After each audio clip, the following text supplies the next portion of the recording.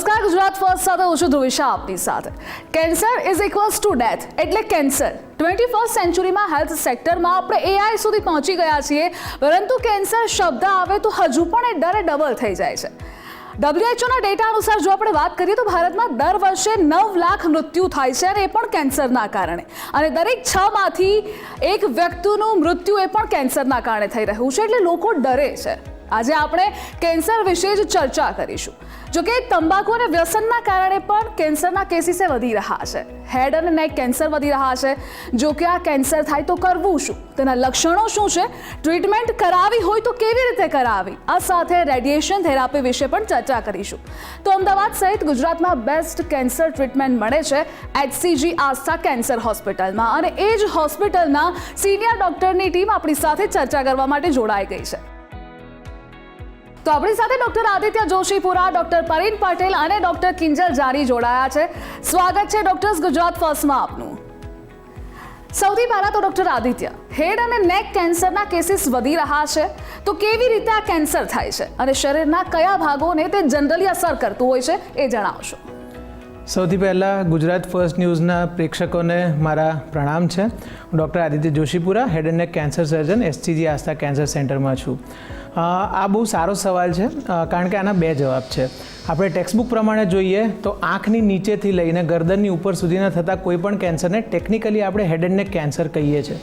પણ આપણે પબ્લિકમાં જાણકારી માટે જોવું પડે કે હેડ એન્ડ નેક કેન્સર એટલે યુઝ્યુઅલી મોઢા અને ગળાના એરિયામાં, એટલે કે જીભ, દાંત, જડબાની પાછળનો એરિયા, ગળાની અંદરની થતી ગાંઠો, આ બધાને એક બ્રોડલી હેડ એન્ડ નેક કેન્સરની કેટેગરીમાં આપણે કેટેગરાઇઝ કરીએ છીએ, જેને લગભગ આપણે ટોબેકો બેઝડ કેન્સર કહેતા હોઈએ છીએ.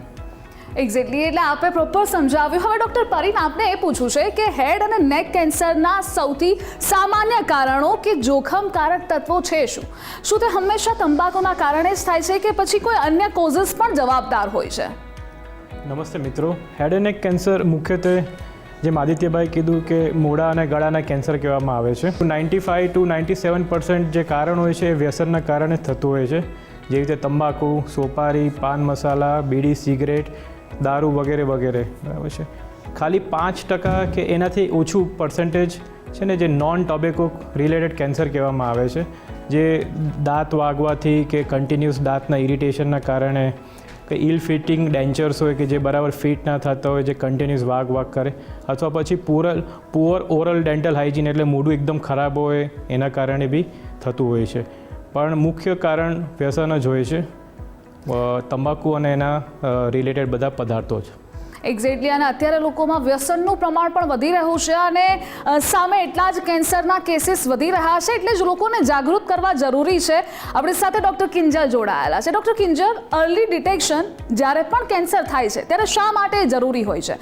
પહેલા સ્ટેજમાં કયા એવા લક્ષણો હોય છે, સિમ્ટમ્સ હોય છે, જેના પર સામાન્ય લોકો અથવા તો વિદ્યાર્થીઓ અથવા તો વૃદ્ધો જેને પણ થાય છે તે લોકોએ ધ્યાન આપવું જોઈએ? નમસ્તે પ્રેક્ષક મિત્રો. અર્લી સ્ટેજ ડિટેક્શન બહુ જ અગત્યની વસ્તુ છે. કોઈ પણ કેન્સરમાં જો અર્લી સ્ટેજમાં ડાયગ્નોસિસ થાય તો એને મટવાની શક્યતા બહુ સારી રહેલી હોય છે. આજે આપણે હેડ એન્ડ નેક કેન્સર વિશે વાત કરી રહ્યા છીએ. તો હેડ એન્ડ નેક કેન્સરમાં મુખ્યત્વે કયા ચિહ્નો જોવા મળે છે? મોઢામાં ચાંદુ પડવું, જીભમાં, ગાલમાં કે હોઠ પર ચાંદુ પડવું જે ના રૂઝાતું હોય, ગળામાં ગાંઠ દેખાવી, અવાજ બદલી જવો, ગળફામાં લોહી આવવું, આ બધા સિમ્ટમ્સ કોમન સિમ્ટમ્સ છે જે મોઢાના કે ગળાના કેન્સરમાં હોઈ શકે છે. સો આવા કોઈ ચિહ્ન દેખાય તો તાત્કાલિક આપણે હેડ એન્ડ નેક સર્જનને કાં તો ડેન્ટલ સર્જનને બતાવવું જોઈએ. અને જો આપણે અર્લી સ્ટેજમાં ડાયગ્નોસ કરીએ તો બીમારી મટવાની શક્યતા બહુ જ સારી રહેલી હોય છે. એક્ઝેક્ટલી, એટલે જો તમને પણ આવા કોઈ લક્ષણો જણાય છે તો તુરંત જ તમારે ડૉક્ટરનો સંપર્ક કરવાનો છે. ડૉક્ટર આદિત્ય આપણી સાથે જોડાયેલા છે. ડૉક્ટર આદિત્ય, જો કોઈ વ્યક્તિ પ્રારંભિક લક્ષણો તેનામાં નોંધાય છે, બેઝિક સિમ્ટમ્સ તેમને જોવા મળે છે, તો તમને શું કરવું જોઈએ? કારણ કે અત્યારે ઘણા ખરા લોકો એવા છે કે જેને સપોઝ મોઢામાં ચાંદા પડી જાય છે તો એ બહુ લાઇટલી લઈ લે છે, અને તેને ખબર પણ નથી હોતી કે અમે આ અર્લી સ્ટેજમાં કેન્સરના પહોંચી ગયા છીએ. એ વધી ન જાય એ માટે અર્લી ડિટેક્શન અને આ સાથે આ લક્ષણોને કેવી રીતે ઓળખવા, આ સાથે શું કરવું જોઈએ, પહેલા ક્યાં જવું જોઈએ? ઓકે, સો સૌથી પહેલાં હું એ કહીશ ક્યાં ના જવું જોઈએ. સૌથી પહેલાં ગભરાઈ ના જવું જોઈએ, એટલું તો હું ડેફિનેટલી કહી શકું. ક્યાં જવું જોઈએ એ બહુ મહત્ત્વનો પ્રશ્ન છે. એક બહુ જ ઇમ્પોર્ટન્ટ મેસેજ એ છે કે ડુ નોટ સેલ્ફ મેડિકેટ, એટલે પોતાની જાતે ટ્રીટમેન્ટ કરવાની ટ્રાય ના કરો. તમને લાગે કે બ્રશ કરતાં વાગી ગયું છે કે મસાલો ખાતા વાગી ગયું છે એટલે હું કોઈ ટ્યુબ લગાડીશ ને મટી જશે, એ બિલકુલ નહીં કરવાનું. કોઈ ટ્રેન્ડ હેડ એન્ડ નેક સર્જનને બતાડવું બહુ જ અત્યંત આવશ્યક છે. હવે ટ્રેન્ડ હેડ એન્ડ નેક સર્જનની કેટેગરી છે એ કેન્સર સર્જન હોઈ શકે, એ નિષ્ણાત ENT સર્જન જે રૂટીનલી કેન્સરની ટ્રીટમેન્ટ કરતા હોય એ હોઈ શકે, કે ટ્રેન્ડ ડેન્ટલ સર્જન્સ હોઈ શકે જે રૂટીન પ્રેક્ટિસમાં કેન્સરની ટ્રીટમેન્ટ જોતા બી હોય છે અને કરતા બી હોય છે. આમાંથી કોઈને પણ બતાડીએ તો એ તમને થોડોક પ્રાઇમરી આઈડિયા આપી શકે કે એનાથી શું થઈ શકે અને આગળ એની ટ્રીટમેન્ટ પ્લાન શું હોઈ શકે. દરેક ચાંદુ કેન્સર હોય એવું જરૂરી નથી, પણ 100માંથી 1 પણ હોય એને આપણે મિસ ના કરવું હોય તો આવા નિષ્ણાતોનો સંપર્ક સાધવો આપણા માટે બહુ જરૂરી છે. એક્ઝેક્ટલી. ડૉક્ટર પરેન, હવે આપને એ પૂછવું છે કે ઓરલ કેન્સર એ કેવી રીતે થાય છે, આ સાથે ગળાના કે થ્રોટ બોક્સ કેન્સરથી શું એ અલગ હોય છે કે બંનેના સિમ્ટમ્સ એ સેમ હોય છે? એકદમ ઇઝી લેંગ્વેજમાં તમે આ સમજાવશો. ઓરલ કેન્સર અને થ્રોટ બોક્સ કેન્સર બંનેના સિમ્ટમ્સ થોડા ડિફરન્ટ હોય છે. બંને વ્યસનથી જ થાય છે. ઓરલ કેન્સરમાં અલ્સર્સ એટલે ચાંદા પડતા હોય છે મોઢામાં, ગલોફોમાં કે જીભમાં, જેમાં ઇનિશિયલી કોઈ દુખાવો નથી થતો. એટલે 1-2 મહિના સુધી ચાંદો મટે જ નહીં અને દુખાવો ના થાય, તો એ ચિહ્ન સજેસ્ટ કરે છે કે એમાં મોઢાના કેન્સર હોઈ શકે, ઓરલ કેન્સર હોઈ શકે. થ્રોટ બોક્સના કેન્સરમાં સ્વરપેટી ઉપર અલ્સર થાય અથવા પછી ગાંઠ થાય, એટલે જેના કારણે એને સ્ટાર્ટિંગમાં વોઇસ ચેન્જ આવતો હોય છે. અને જો એ વોઇસ ચેન્જની બેદરકારી રાખે કે બતાવવા ના જાય તો ધીરે ધીરે સ્વર પેટીમાં શ્વાસ લેવામાં તકલીફ પડતી હોય છે કે જેના કારણે શ્વાસ નળી બંધ થઈ જતી હોય છે. એટલે મુખ્યત્વે થોડું ડિફરન્સ હોય છે થ્રોટ બોક્સ કેન્સર અને ઓરલ કેન્સરમાં કે સિમ્ટમ્સમાં, જેનાથી આપણે એને અર્લી ડાયગ્નોસિસ કરી શકતા હોઈએ છીએ. ઓકે ડૉક્ટર કિંજલ, હવે આપને એ પૂછવું છે કે દરેકને રેડિયેશન થેરાપી સમજાય એ પણ જરૂરી નથી, કારણ કે ઘણા લોકોને આને લઈ મિસકન્સેપ્શન પણ છે. તો શું તમે એ સમજાવી શકો છો કે રેડિયેશન થેરાપી એકચ્યુઅલ છે શું? કેન્સર માટે શા માટે તેનો ઉપયોગમાં લેવામાં આવે છે? કારણ કે લોકો આ ટ્રીટમેન્ટ, આ થેરાપી લેતા પહેલાં પણ ડરતા હોય છે. મુખ્યત્વે કેન્સરની સારવાર 3 રીતે કરવામાં આવે છે. એક હોય સર્જરી, જેને વાઢકાપ કહીએ આપણે, સેકન્ડ હોય રેડિયેશન થેરાપી, અને થર્ડ હોય કીમોથેરાપી. કીમોથેરાપી એટલે દવાઓ. હું રેડિયેશન થેરાપી વિશે થોડી માહિતી આપું. રેડિયેશન થેરાપી એટલે એક્સરેની ટ્રીટમેન્ટ. જે કિરણો અમે આપીએ છીએ રેડિયેશન થેરાપીમાં એ ચોક્કસ માત્રામાં ચોક્કસ જગ્યાએ આપીએ છીએ, અને જે કિરણો યુઝ કરીએ છીએ એક્સરે જ હોય છે. જેમ કે આપણે CT સ્કેન કરાવીએ કે એક્સરે કરાવીએ એમાં કિલો વોલ્ટેજ એક્સરેનો ઉપયોગ થાય છે, જ્યારે રેડિયેશન થેરાપીમાં મેગા વોલ્ટેજ એક્સરેનો ઉપયોગ થાય છે. આને ચોક્કસ માત્રામાં ચોક્કસ જગ્યાએ આપવાથી સારા કોષોને બચાવી શકાય છે, અને જ્યાં જરૂર છે ત્યાં જ અમે આપતા આવીએ છીએ. હવે ઘણી બધી ટેકનોલોજી એડવાન્સમેન્ટ આવી ગયા છે, જેના કારણે આપણે ફોકસ રેડિયેશન આપીએ તો બહુ આડઅસરથી બીમારી જરૂર નથી હોતી અને આપણે ચોક્કસ રીતે બીમારી ક્યોર કરી શકીએ છીએ. મોઢાના અને ગળાના કેન્સરની વાત કરીએ તો ઘણા બધા કેન્સર એવા છે કે જ્યાં આપણે ઓપરેશન પછી રેડિયેશન થેરાપીનો યુઝ કરીએ, અને અમુક કેન્સર એવા છે કે જ્યાં આપણે ડાયરેક્ટલી રેડિયેશન થેરાપીનો ઉપયોગ કરતા હોઈએ. જેમ નાકની પાછળનું કેન્સર છે, જીભની પાછળનું કેન્સર છે કે સ્વરપેટીનું કેન્સર છે. આ 3 મુખ્યત્વે કેન્સરમાં આપણે રેડિયેશન થેરાપી ડાયરેક્ટલી ક્યોરેટિવ વેમાં યુઝ કરતા હોઈએ છીએ. જ્યારે ગાલના કે મોઢાના કેન્સર હોય તો ઓપરેશન કર્યા પછી આપણે રેડિયેશન થેરાપીનો ઉપયોગ કરતા હોઈએ છીએ. રેડિયેશન બહુ જ અગત્યનો રોલ ભજવે છે મોઢાના અને ગળાના કેન્સરની સારવાર માટે. ડૉક્ટર પરેન, આપને એ પૂછવા માંગીશ કે કેન્સરની સર્જરી એ ખૂબ જ ડરાવની હોય છે. હેડ અને નેક કેન્સર માટેની સર્જરીમાં શું થાય છે, કેવી રીતે આ સર્જરી થાય છે એ પણ લોકોને નથી ખબર હોતી, તો એ આપ થોડું ક્લિયર કરશો. Head and neck cancer surgery બહુ જ કોમન છે અત્યારે, અને એ કંઈ ડરવાની ચીજ નથી. અત્યારે હેડ એન્ડ નેક કેન્સરના એટલા બધા કેસીસ વધી રહ્યા છે, પણ જો તમે જલ્દી નિદાન કરો અને અર્લી સ્ટેજમાં હોય ને તો એ સર્જરી દેખાતી બી નથી, અને બધું મોઢાના અંદરથી જ સર્જરી થઈ જતી હોય છે. અમુક સમયે સ્વર પેટીના જે કેન્સર હોય જે અર્લી સ્ટેજમાં હોય લેઝરથી અંદરથી થઈ જતા હોય છે, જેમાં બહાર કોઈ નિશાન કે કંઈ આવે નહીં. હવે બધી એન્ડોસ્કોપિક સર્જરી અને રોબોટિક સર્જરી બી અત્યારે આવી રહી છે, જેનું વધારે માર્ગદર્શન આદિત્યભાઈ આપશે, કે જેના કારણે અત્યારે બહુ આમ નિશાન દેખાય નહીં, ચહેરાની કોસ્મેટિક તમારું બગડે નહીં, એવી બધી સર્જરી થતી હોય છે. એટલે એમાં કંઈ ડરવાની જરૂર નથી. ઓનલી થિંગ ઇઝ ડેટ કે you should get it treated as early as possible. Okay, એટલે તમારે જલ્દીથી ડૉક્ટર પાસે પહોંચવાનું છે ને એ પણ પ્રોપર ડૉક્ટર પાસે, પ્રોપર હોસ્પિટલમાં પહોંચવાનું છે. અને HCG આસ્થા કેન્સર હોસ્પિટલ તેમાં બેસ્ટ ટ્રીટમેન્ટ આપી રહી છે. અમે પણ આપણે સજેસ્ટ કરી રહ્યા છીએ કારણ કે લોકો ત્યાં જઈ રહ્યા છે અને લોકોને બેસ્ટ ટ્રીટમેન્ટ ત્યાં મળી રહી છે. ડૉક્ટર આદિત્ય, તમે રોબોટિક સર્જરી કરી રહ્યા છો. ટ્રેડિશનલ સર્જરી પણ થતી હતી, તેના કરતાં આ રોબોટિક સર્જરી એ કેટલી ડિફરન્ટ છે? આ બંનેનું ડિફરન્સિએશન આપ સમજાવશો અને કેટલી સલામત અને કેટલી ઝડપી છે એ પણ જણાવશો. રાઈટ. સો અગેન આ પબ્લિકમાં એક કોમન મિથ છે કે રોબોટિક સર્જરી એટલે રોબોટ દ્વારા થતી સર્જરી. હવે આ આપણે સમજવાનું છે કે ના, સર્જન જ સર્જરી કરે છે. રોબોટ એટલે બેઝિકલી એક 4 હાથવાળું એક ઇન્સ્ટ્રુમેન્ટ છે જે સર્જન યુઝ કરે છે એવી જગ્યાએ પહોંચવા કે જ્યાં હ્યુમન હેન્ડ પહોંચી ના શકે. મોઢા ગળાના એરિયામાં જીભની પાછળનો ભાગ છે, કાકડાની પાછળનો ભાગ છે, અમુક નાકના એરિયાના ટ્યુમર્સ છે, વોઇસ બોક્સના ટ્યુમર્સ છે, ઇવન થાઇરોઇડની સર્જરીઝ છે. આ બધા એરિયામાં હ્યુમન હેન્ડ, આટલો મોટો આપણો હાથ જાય તો એનાથી પ્રોબ્લેમ થાય, ચેકા મોટા આવે અને બહુ જ ગંદુ લાગે અને કદાચ પહોંચી ના શકે અને ટ્યુમર નીકળી પણ ના શકે. હવે રોબોટની મદદથી જ્યારે આપણે સર્જરી કરીએ છીએ ત્યારે પાતળા arms with the same human activity, આ હ્યુમન હાથની જેવી જ એક્ટિવિટી સાથે રોબોટના આર્મ્સ છે એ પૂરી ટ્યુમર રિમૂવલ નાની જગ્યામાંથી કાઢવાનું કામ કરી શકતું હોય છે. So it is definitely a tool જેને આપણે વાપરતા હોઈએ છીએ એવી જગ્યાએ પહોંચવા જ્યાં ના વાપરી શકાય. Weather it is safer or faster, actually A point છે જ નહીં, કારણ કે સેફર અને ફાસ્ટર તો ટ્રેડિશનલ સર્જરી પણ છે, પણ એની રિકવરી ડેફિનેટલી ફાસ્ટર છે, એમાં કોઈ ના નથી.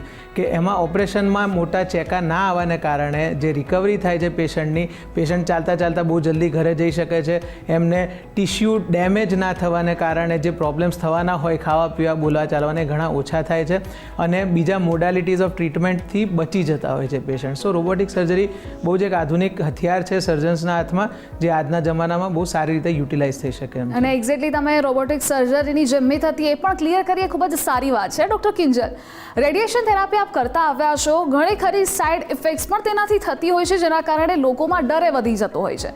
કોમન એવી કઈ સાઇડ ઇફેક્ટ્સ હોય છે જે જનરલી થતી હોય છે તેનાથી લોકોએ ડરવાનું નથી? અને આપના તો ઘણા ખરા પેશન્ટ્સ હશે, કેવી રીતે તેને મેનેજ કરી રહ્યા છો આપ?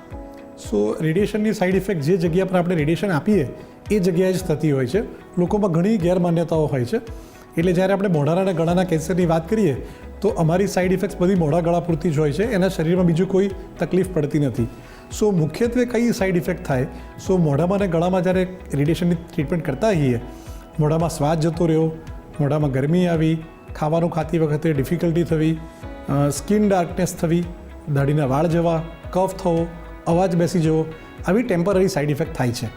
સારવાર ચાલુ હોય, યુઝ્યુઅલી મોઢાના અને ગળાના કેન્સરની સારવાર 6 અઠવાડિયા માટે ચાલતી હોય છે. તો ઇનિશિયલ પીરિયડમાં કોઈ તકલીફ નથી હોતી, પણ 3-4 અઠવાડિયા પછી આડઅસર આવે છે. અને આ દરેક આડઅસર ટેમ્પરરી છે.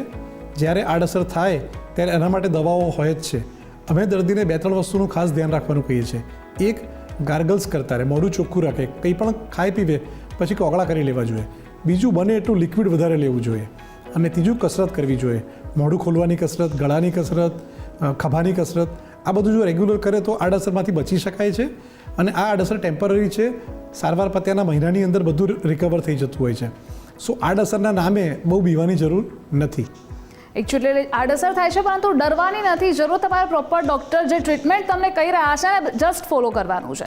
ડૉક્ટર પરીન, ટ્યુમર દૂર કર્યા પછી દર્દીઓને ફરીથી બોલવા કે પછી ખાવા માટે કેવી રીતે મદદ થતી હોય છે? કારણ કે ઘણી વખત એવું પણ થતું હોય છે ઘણા કેસીસમાં કે તેને ખાવામાં પ્રોબ્લેમ થતો હોય છે, બોલવામાં પણ પ્રોબ્લેમ થતો હોય છે. શું રિકન્સ્ટ્રક્શન વિશે થોડું તમે સમજાવી શકો? Definitely. After surgery, there is a two thing, reconstruction and rehabilitation. Reconstruction એટલે જે વસ્તુ અમે કાઢી છે એને પાછી બનાવી. એટલે જ્યારે બી અમે કોઈ સોફ્ટ ટિશ્યુ કાઢતા હોઈએ છીએ તો એના માટે અમે soft tissue microvascular flap use કરતા હોઈએ છીએ, જે ખૂબ જ એડવાન્સ પ્લાસ્ટિક સર્જરી હોય છે. એટલે જેના કારણે મોઢામાં સોજો ઓછો આવે, ગળામાં સોજો ના આવે અને જેટલું કાઢ્યું છે એટલું જ અમે રિપ્લેસ કરતા હોઈએ છીએ. ક્યારેક સપોઝ મોઢાનું હાડકું કાઢવાની જરૂર પડે તો ત્યારે અમે પગમાંથી હાડકું લઈને અહીંયા મૂકતા હોઈએ છીએ. એટલે જેના કારણે એમને મોઢાનો શેપ અને ચેન્જ ના થાય અને જેના કારણે એમને ખાવા પીવામાં બી પ્રોબ્લેમ ના આવે. એટલે એને એડવાન્સ ફિબ્યુલા માઇક્રોવાસ્ક્યુલર રિકન્સ્ટ્રક્શન કહેવામાં આવે છે. હવે જ્યારે સર્જરી પતે 15 દિવસ થાય અમને રજા આપીએ ત્યારે એમનું ઇન્ટેન્સિવ ફિઝિયોથેરાપી, સ્પીચ એન્ડ સ્વોલોઈંગ પેથોલોજીસ્ટને મળાવતા હોઈએ છીએ, ડાયટિશિયનને મળાવતા હોઈએ છીએ અને લગભગ વર્ષ સુધી આ બધી ફિઝિયોથેરાપી, સ્પીચ એન્ડ સ્વોલોઈંગ પેથોલોજીસ્ટનું જે માર્ગદર્શન અંદર એ લોકોની કસરત બધું ચાલુ રહે છે અને જેના કારણે એમની રિકવરી આવી જતી હોય છે, પહેલાં જેવી જ થઈ જતી હોય છે. ઓકે ડૉક્ટર કિંજલ, આજે આપણે આર્ટિફિશિયલ ઇન્ટેલિજન્સનો યુઝ કરતા થઈ ગયા છીએ. હેલ્થ ક્ષેત્રમાં પણ ઉત્તરોત્તર આપણે પ્રગતિ કરી રહ્યા છીએ. ટેકનોલોજીકલ એડવાન્સમેન્ટ પણ તેમાં આવી રહ્યું છે. શું રેડિયેશન થેરાપી દુખાવાવાળી એટલે કે પેઇનફુલ હોય છે? અને જો કયા આવા આધુનિક મશીનો છે, ઇન્સ્ટ્રુમેન્ટ્સ છે જે તમે યુઝ કરી રહ્યા છો, એવી કઈ ટેકનોલોજી તમે યુઝ કરી રહ્યા છો કે જે માણસોને અથવા તો પેશન્ટ્સને વધારે સુરક્ષિત અને ચોક્કસ બનાવે છે? જૂના જમાનામાં અમે કોબાલ્ટ મશીન યુઝ કરતા હતા, જેમાં ઘણી બધી આડઅસરો હતી. પછી મશીન્સ આવે જેને કહેવાય લિનિયર એક્સેલરેટર. આ મશીન આવવાથી આડઅસરો ઘણી ઓછી થઈ ગઈ. અને અત્યારે તમે કીધું એ પ્રમાણે હવે જે નવી પદ્ધતિ છે જેને IMRT કાં તો VMAT કહેવામાં આવે છે, IGRT, ટોમોથેરાપી, આ બધી પદ્ધતિ યુઝ કરવાથી આપણે ચોક્કસ જગ્યાએ જ આપણે રેડિયેશન આપીએ છીએ, એટલે આડઅસરો ઘણી ઓછી કરી શકીએ છીએ. રેડિયેશન બિલકુલ પેઇનફુલ નથી હોતી. જ્યારે રેડિયેશન આપીએ ત્યારે દર્દીને કોઈ પેઇન ફીલ નથી થતું. એ ખાલી એક્સરે પડાવીએ એટલું જ કામ હોય છે. જે નવા મશીનની વાત કરીએ તો જેમ આદિત્યભાઈએ સમજાવ્યું આપણને કે એમની પાસે રોબોટિક સર્જરી છે, એવી રીતે અમારી પાસે રોબોટિક રેડિયેશન થેરાપી પણ છે, જેને સાયબર નાઇફ કહેવામાં આવે છે. અને એક નવી પદ્ધતિ જે ચાલુ થઈ છે જેને પ્રોટોન બીમ થેરાપી કહેવામાં આવે છે, જે અત્યારે ઇન્ડિયામાં 2 જગ્યા પર ઉપલબ્ધ છે. એ પણ એકદમ ફોકસ રેડિયોથેરાપી છે, જેમાં સાઇડ ઇફેક્ટનું પ્રમાણ ઘણું ઓછું હોય છે. પણ આપણે અમદાવાદની વાત કરીએ તો આપણી પાસે ટોમોથેરાપી કરીને જે મશીન છે એમાં પણ આપણે ઘણી સાઇડ ઇફેક્ટ ઓછી કરી શકીએ છીએ. ઓકે ડૉક્ટર આદિત્ય, જો હેડ અને નેક કેન્સરનો સમયસર ઇલાજ ન થાય તો તે ખૂબ જ ખતરારૂપ બની શકે છે. એક અલગ જ લેવલ પર જતું રહ્યું હોય છે. અને ઇફ કોઈ પેશન્ટને એક ટાઈમ કેન્સર થયું હોય છે, મટી પણ જાય છે, ફરી એ શું ફેલાઈ શકે, એટલે કે એના ચાન્સીસ કેટલા છે? ઓકે, સો 2 વસ્તુ છે આમાં. પહેલી વસ્તુ કે ધ વર્ડ કેન્સર ઇટસેલ્ફ એ કોઈ સાદી ગાંઠ કરતાં કેન્સરની ગાંઠ ઝેરી ગાંઠ આપણે પબ્લિકમાં કહીએ છીએ. કેમ કહેવાય છે? કારણ કે એ કોઈ બાઉન્ડ્રીઝ ફોલો નથી કરતી. એકવાર એ અમુક સ્ટેજ ક્રોસ કરી જાય પછી એ બોડીના કોઈ પણ પાર્ટમાં ફેલાવાની ક્ષમતા ધરાવે છે. કારણ કે કેન્સરના સેલ લોહી વાટે, લસિકા ગ્રંથિ વાટે કે બીજા કોઈ પણ વાટે એ બહાર ફેલાઈ શકે હોય ખાસિયત રાખતા હોય છે. એટલે it is a very dangerous thing. જો ટ્રીટમેન્ટ સરખા ટાઈમે ના થઈ તો ચોક્કસ એક શક્યતા ડેફિનેટલી છે કે એ આગળ જતાં ફેલાઈ શકે. શરૂઆતમાં એ પોતાની જગ્યા છોડી એના લોકો રિજનલ સ્પ્રેડ કહે છે, કે લોકો એટલે પોતાની આસપાસના એરિયામાં, કે જડબાનું ટ્યુમર છે એ જીભમાં પેસી જાય. બીજું છે રિજનલ, એટલે કે જડબાનું ટ્યુમર છે એ નીચે લસિકા ગ્રંથિ ગળામાં ફેલાઈ જાય. અને ડિસ્ટન્ટ મેટાસ્ટેટિક સ્પ્રેડ, એટલે કે શરીરના બીજા ભાગોમાં ફેલાઈ જતું કેન્સર. સો કેન્સરની ખાસિયત છે કે શરીરના દરેક ભાગમાં ફેલાઈ શકે એમ છે. જેટલું જલ્દી એને નાથી શકીએ એટલું આપણા માટે સારું, પેશન્ટ્સ માટે સારું અને એમની ક્વોલિટી ઓફ લાઈફ માટે સારું રહે છે. It is a very dangerous disease. Okay doctor Paren, શું સર્જરી કરવી એ વૃદ્ધ પેશન્ટ્સ માટે પણ શક્ય બને છે ખરા? કારણ કે ટેકનોલોજીકલ એડવાન્સમેન્ટ સૌથી વધારે હોય છે અને જેટલા પણ વૃદ્ધો હોય છે તેમની રોગ પ્રતિકારક શક્તિ થોડી ઓછી હોય છે. તેમનું બોડી એ આખું એ સિસ્ટમ અથવા તો જે ટેકનોલોજી હોય છે અથવા તો કોઈ પણ ટ્રીટમેન્ટ હોય છે તેને સહન કરી શકે ખરા, કે પછી એનાથી ડબલ બીમારીના ચાન્સીસ વધી શકે? આ એક મિથ છે કે ઓલ્ડ એજમાં જો હેડ એન્ડ નેક કેન્સર થાય તેની સર્જરી ના કરાવવી જોઈએ. એ ખોટી માન્યતા છે. ઓલ્ડ એજના દર્દીને અમે 80 યર્સ અબાવ, 90 યર્સ અબાવ બધાની સર્જરી કરેલી છે. અને it generally required team work. એટલે અમારે ત્યાં જે ઇન્ટેન્સિવિસ્ટ હોય, એનેસ્થેટિસ્ટ હોય, મેડિકલ ફિઝિશિયન હોય અને કાર્ડિયોલોજિસ્ટ હોય અને પલ્મોનોલોજિસ્ટ, એ આખા પેશન્ટને એસેસ કરે અને જોવે કે સર્જરી દરમિયાન અથવા પછી સર્જરી પછી એમને શું તકલીફો થઈ રહી છે, થઈ શકશે, અને એ બધી પહેલાંથી જ અમે સારવાર કરીએ, ટ્રીટમેન્ટ કરીએ અને પછી સર્જરીમાં અમે લેતા હોઈએ છીએ. એટલે જેના કારણે અમારી મોર્બિડિટી રેટ અને મોર્ટાલિટી રેટ ઘણી જ ઓછી થઈ જતું હોય છે. So it is a team work basically. અચ્છા, ઓકે ડૉક્ટર કિંજલ, રેડિયેશન સિવાય કેન્સર સારવાર દરમિયાન દર્દીઓને બીજો શું સપોર્ટ જોઈતો હોય છે, જેમ કે પોષણ માટે અથવા તો ફૂડ હેબિટ્સ માટે, થેરાપીમાં અથવા તો લાઇફસ્ટાઇલમાં? જેમ પરીનભાઈ હમણાં જ કીધું કે આ એક ટીમ વર્ક છે, બહુ જ સાચું કીધું છે. કેન્સરની સારવાર એક ટીમ વર્ક છે. ખાલી સર્જરીના ડૉક્ટર, કિમોથેરાપીના ડૉક્ટર કે રેડિયેશનના ડૉક્ટર સારવાર નથી કરતા. અમારી આખી ટીમ હોય છે. તમે જેમ કીધું કે બીજી શું અગત્યની વસ્તુ છે સારવાર દરમિયાન, અમારી ટીમમાં ડાયટિશિયનનો બહુ જ અગત્યનો રોલ છે. કે હેડ એન્ડ નેકના કેન્સર હોય, દર્દી હોય, એ બધું ના ખાઈ શકે. એમને લિક્વિડ ડાયટ લેવું પડે, સેમી સોલિડ ડાયટ લેવું પડે. તો ડાયટિશિયનનો બહુ જ અગત્યનો રોલ રહેલો હોય છે કે દર્દીને 3000 કેલરી ફૂડ મળવું જોઈએ. એ કઈ રીતે આપવું, કઈ વસ્તુ વધારે આપવી, પ્રોટીનનું પ્રમાણ વધારે લેવું, બધા બેલેન્સ ન્યુટ્રિયન્ટ્સ મળી રહે, એ પ્રમાણે એ લોકો પ્લાન કરતા હોય છે. બીજી અગત્યની વસ્તુ હોય છે ફિઝિયોથેરાપી. જ્યારે દર્દીનું જડબાનું ઓપરેશન થયું હોય, ગળાનું ઓપરેશન થયું હોય, તો એમને નેક સ્ટીફનેસ આવી શકે, ખભામાં સ્ટીફનેસ આવી શકે, રેડિયેશન દરમિયાન આ સ્ટીફનેસ વધી શકે. સો આ દર્દીઓ માટે ફિઝિયોથેરાપીનો રોલ બહુ જ અગત્યનો છે. સો સારવાર દરમિયાન ડાયટિશિયન અને ફિઝિયોથેરાપિસ્ટ આ લોકોનો રોલ બહુ જ અગત્યનો છે. અને third important thing is speech અને સ્વેલોઈંગ એક્સપર્ટ. અમારી ટીમમાં આ દરેક વ્યક્તિ અવેલેબલ છે. તો સ્પીચ અને સ્વેલોઈંગ એક્સપર્ટ લાઈક સ્વરપેટીનું કેન્સર છે કે જીભનું કેન્સર છે, એ લોકોની સ્પીચ બદલાઈ ગયેલી હોય છે. તો એ લોકો કઈ રીતે નોર્મલ બોલી શકે, અમુક પ્રોનાઉન્સિએશન ક્લિયર નથી હોતા. તો સ્ટાર્ટિંગમાં જો આપણે રિહેબિલિટેશન ચાલુ કરીએ તો એ લોકોની સ્પીચ જલ્દી સરસ થઈ જતી હોય છે. અને સ્વેલોઈંગ એક્સપર્ટ એ લોકો ખોરાક કઈ રીતે ગળવાનો, ગળાનું કેન્સર હોય, રેડિયેશન લીધું હોય, ખોરાક લેવામાં ડિફિકલ્ટી આવતી હોય, તો તમે કઈ રીતે ખોરાક ગળશો તો તમારી અન્નનળીમાં જ જશે અને શ્વાસનળીમાં નહીં જાય. એટલે swallowing expert also is a very important person. So અમારી ટીમમાં અમારા સિવાય પણ ઘણા બધા લોકો રહેલા છે. ડાયટિશિયન છે, ફિઝિયોથેરાપિસ્ટ છે, સ્પીચ અને સ્વેલોઈંગ રિહેબિલિટેશન છે. આ લોકોનો બહુ અગત્યનો રોલ છે. ઓકે, એટલે બેસ્ટ સજેશન્સ તમારી સાઈડથી પણ તમે આપેલા છે. ડૉક્ટર આદિત્ય, છેલ્લે હેડ અને નેક કેન્સરથી બચવા માટે તમારા ટોપ 3 લાઇફસ્ટાઇલ ટિપ્સ છે શું, પર્ટિક્યુલરલી યુવાનો માટે? ઓકે, સો 3 વસ્તુ. સૌથી પહેલું કે તમારા મોઢામાં એન્ટર થતી દરેક વસ્તુનું નિરીક્ષણ કરો. મે ઇટ બી તમાકુ, મે ઇટ બી શાર્પ ફૂડ કે પછી સ્પાઇસી ફૂડ. આનું અનનેસેસરી કન્ઝમ્પશન એટલે કે વધારે પડતું બિનજરૂરી આ વસ્તુનો ખોરાક લેવો એ આપણા માટે હાનિકારક છે. એટલે એ વસ્તુને કમ્પ્લીટલી અવોઇડ કરવી. બીજી વસ્તુ, પોતાના મોઢાનું ધ્યાન રાખો. દર 6 મહિને એક વ્યવસ્થિત ડેન્ટલ ચેકઅપ, ભલે તમને કોઈ તકલીફ ના હોય તો પણ ડેન્ટલ ચેકઅપ કરાવતા રહો. અને સારી રીતે બ્રશ કરવાનું દિવસમાં 2 વાર, અને મોઢાની ચોખ્ખાઈ રાખવાની. અને ત્રીજું અને મોસ્ટ ઇમ્પોર્ટન્ટ વસ્તુ છે કે તમારા સિમ્ટમ્સનું સર્ચ ગૂગલ પર કે સોશિયલ મીડિયા પર ના કરો, એક્સપર્ટનો સંપર્ક કરો. જ્યારે પણ તમને એવું લાગે કે કંઈ પ્રોબ્લેમ છે, પોતાના ડૉક્ટર પોતે ના બનશો, નિષ્ણાતનો કામ એમનું કામ કરવા દેજો please. That is all. Doctor Kinjal, chemotherapy actually છે શું? કારણ કે લોકો એવું ડરે છે અને એવું સમજે છે કે કીમોથેરાપી લઈએ એટલે હેર લોસ થઈ જાય અને ઘણા ખરા બીજા પણ પ્રોબ્લેમ્સ થઈ જાય, તો એ મિથ ક્લિયર કરો.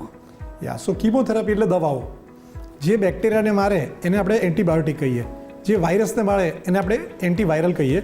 એવી રીતે જે કેન્સરને મારે એ દવાને આપણે કીમોથેરાપી કહેતા હોઈએ છીએ.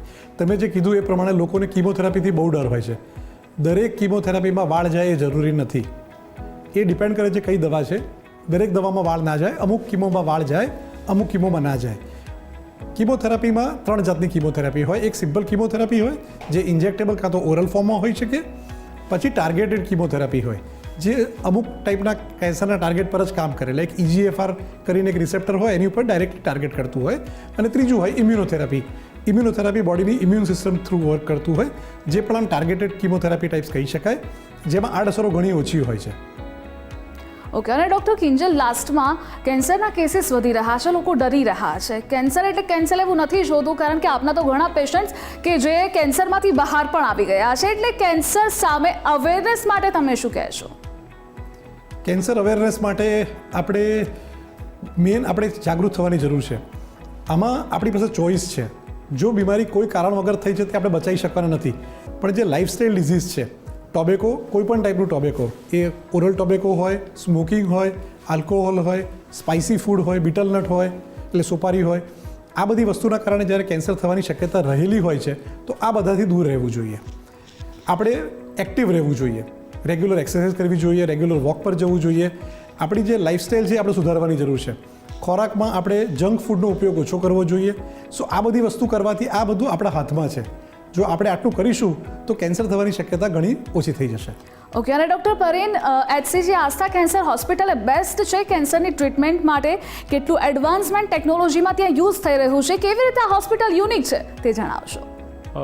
આ છે ને એક HCG આસ્થા કેન્સર સેન્ટર એક સ્ટેન્ડ અલોન કેન્સર સેન્ટર છે, જેમાં રેડિયેશન, કીમોથેરાપી અને સર્જરી 3 એક જ સેન્ટરમાં અવેલેબલ છે. અમે ખાલી કેન્સરની સારવાર કરીએ છીએ, અને કેન્સરની સારવારમાં બી અમે સબ સ્પેશિયાલિટી કરી છે. એટલે આ સર્જન હેડ એન્ડ નેક કેન્સરનું જ કરે, બીજા સર્જન બ્રેસ્ટ કેન્સરનું જ કરે, ત્રીજા સર્જન ખાલી યુરો કેન્સરનું જ કરે, અને વગેરે વગેરે. એવી રીતે રેડિયેશનમાં બી અમે સ્પેશિયાલિટી કરી છે વર્ટિકલ, કે કિંજલભાઈ હેડ એન્ડ નેક કેન્સરની સારવાર કરે, બીજા એમના જે પાર્ટનર છે એ GI કેન્સરની સારવાર કરે, અને કીમોથેરાપીમાં બી અમે સબ સ્પેશિયાલિટી કરી છે. અને બીજી જે વિશેષતાઓ છે એસસીજી આસ્થા કેન્સરની કે આ જે અમે સબ સ્પેશિયાલિટી મોડલ ડેવલપ કર્યું છે that is existing since last 30 years. Along with that we have the PET CT scan, MRI, બીજા વગેરે નેક્સ્ટ જનરેશન સિક્વન્સિંગ, એ બધી આધુનિક જે ઇન્વેસ્ટિગેશન ટેકનિક કહેવાય ને એ બધું અવેલેબલ છે. એટલે હું એક જ કહેવા માગું છું કે એ વિશેષ જે અમારી એસસીજી આસ્થા કેન્સર સેન્ટર છે it is because of our team work. અમે ખાલી એકલા કામ નથી કરતા, અમારી સાથે બધા એન્સિલરી સ્ટાફ સપોર્ટ બી જે હોય છે મેડિસિનમાંથી, પેથોલોજીમાંથી, રેડિયેશનમાંથી, રેડિયોલોજીમાંથી, એ આખી ઇન્સ્ટિટ્યૂટને નામ વધારે છે. જી, તો આપ તમામ ડોક્ટર્સ ગુજરાત ફર્સ્ટ સાથે જોડાયા, આપ તમામનો ખૂબ ખૂબ આભાર. તો જો તમારા અથવા તો પરિવારમાં કોઈને કેન્સર થાય છે તો એચસીજી આસ્થા કેન્સર હોસ્પિટલ એ કેન્સરની ટ્રીટમેન્ટ માટે બેસ્ટ છે. અને આપણી સાથે સિનિયર ડોક્ટર્સની ટીમ પણ જોડાઈ હતી જેણે તમને માર્ગદર્શન પૂરું પાડ્યું છે. તો જો તમારે કોઈ પણ કેન્સર પેશન્ટ માટે સંપર્ક કરવો છે તો આજે જ સંપર્ક કરો એચસીજી આસ્થા કેન્સર હોસ્પિટલનો. આવી જ ઇન્સ્પિરેશન અપડેટ્સ અમે આપના સુધી પહોંચાડતા રહીશું. આપ જોતા રહો ગુજરાત ફર્સ્ટ.